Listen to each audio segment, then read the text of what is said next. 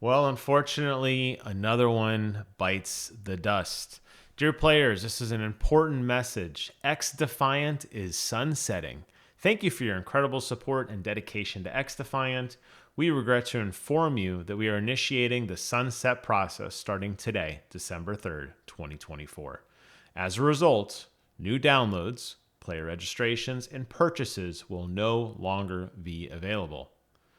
Season 3 will still launch, the servers will still remain active, and the game will still be fully playable until June 3rd, 2025. If you purchase the Ultimate Founders Pack, you will receive a full refund. So, very interesting that XDefiant is being 86th. It went in an insanely saturated market of first-person shooters right now. I mean, I guess really any market is insanely saturated right now as games are just coming out at an exponential pace. Ubisoft claimed this was the COD killer. I played it. It was fun. It definitely wasn't the COD killer. Obviously, Call of Duty Black Ops 6 came out, broke so many of its own sales records, is universally loved, did not receive any Black Friday discounts, which tells you just how great of a game it was.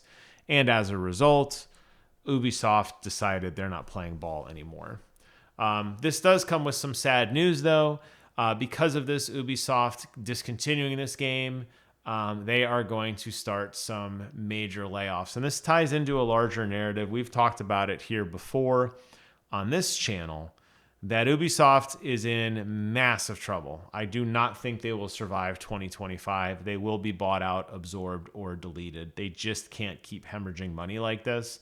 They're investing way too much into games that are not giving them a return anymore. Ubisoft is officially discontinuing XDefiant in 2025, and as a result, it's going to shut down its production studios in San Francisco and Osaka while ramping down in Sydney, with up to 277 employees losing their jobs. They are going to try to absorb the team. Apparently, half of the team will be absorbed into roles elsewhere.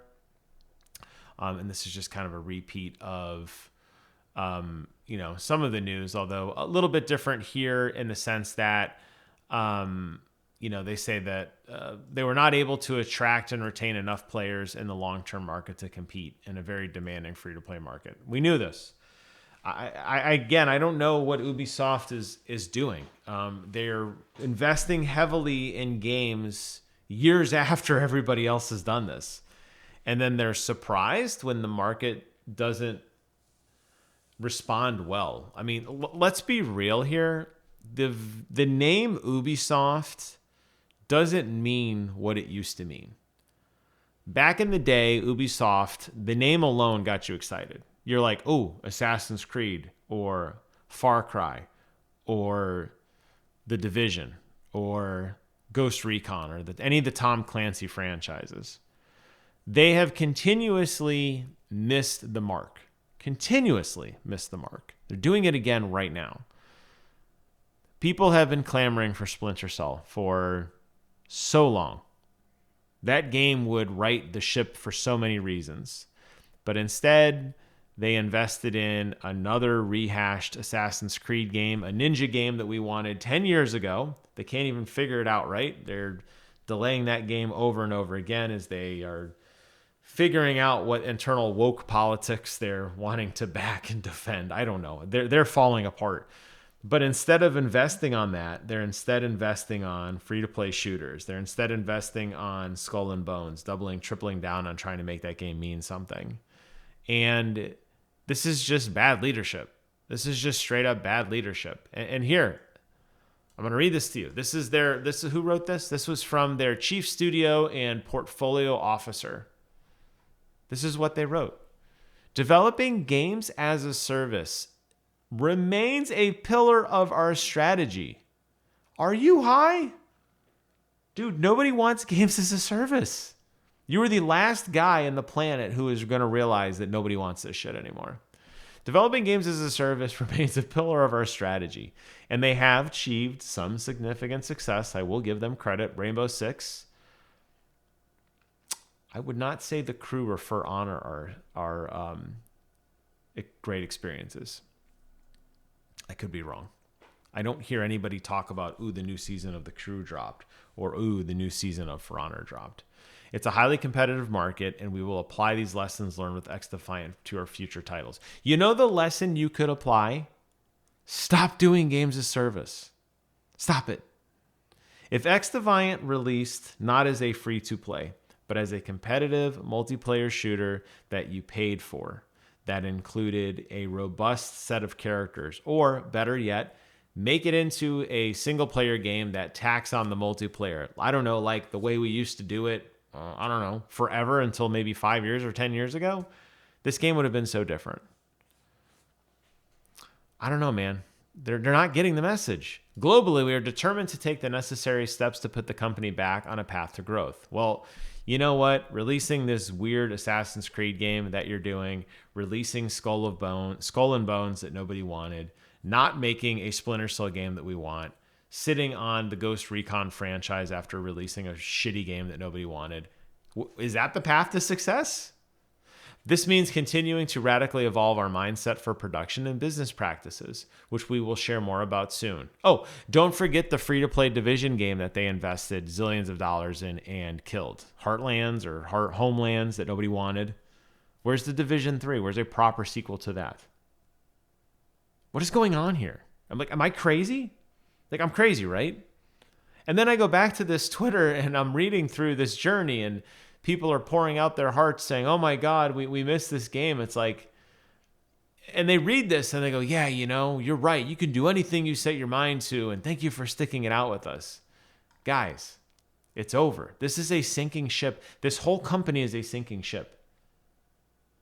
So the lessons learned are what? What are the lessons learned here? What are the games that they have released in the last 5 years that have mattered? What are the franchises that are sitting on that people want that they have not invested in? This is the Ubisoft we live with. And I wonder now, you know, every time that these markets, every time these announcements come out and you see their stock price continue to plummet and you see their value as a company diminish, when they do eventually get scooped up, and they will, whether it's Sony or Xbox or Tencent, whoever scoops them up is just sitting laughing because they're like, wow, look at how much more money we're saving buying this company when they shoot themselves in the foot. Tomorrow, Ubisoft will be less valuable than it is today. And come June 1st, it will be less value than it is today, December 3rd, and so on and so on and so on. And this is mind-blowing to me that we are seeing such a collapse on such a global scale from these guys. And they're just not getting the message. I don't know what to say at this point. They're done. The leadership is tone deaf. They're not paying attention. This is 343 all over again. It is. This is 343. They had it. They had the keys to the kingdom. They had the roadmap to success. And what did they do with it? Well, take a look. We'll look at their portfolio in the last 5 years. Now people are going to lose their jobs. Now they're going to have to repivot. Programs and such will be canceled. The games that we still want are not going to be made, and eventually somebody's going to buy the rights. I would love at this point, real talk, I would love at this point for Ubisoft to take the Tom Clancy franchise that they have bought and squandered and sell it. That's what I would like. And then Ubisoft could vanish forever. Assassin's Creed could never come back again. We don't need another one of those games. And The Division, as fun as it was, I don't know where that game went. It died in Division 2 land. And it's just like we're stuck in the past.